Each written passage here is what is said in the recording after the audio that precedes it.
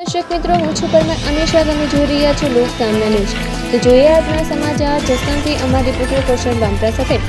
જસદણના છત્રી બજારમાં હડકાયા શ્વાનનો ત્રાસ. એક વ્યક્તિને બચકા ભરતા હોય તેવા સીસીટીવીના ફૂટેજ આવ્યા સામે. જસદણ છત્રી બજાર થોડેશ્વરવાળી શેરીમાં લોકો 15 દિવસથી હડકાયું શ્વાનથી હેરાન પરેશાન થાય છે. નાના બાળકો ઘરની બહાર નીકળતા પણ ડરે છે.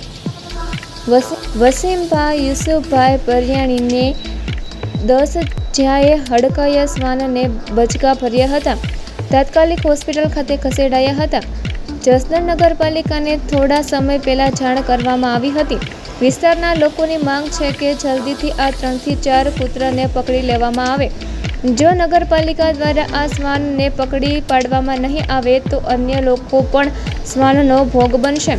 તો ફરી મળીશું એક નવા સમાચાર સાથે. ત્યાં સુધી જોતા રહો લોક સામના ન્યૂઝ.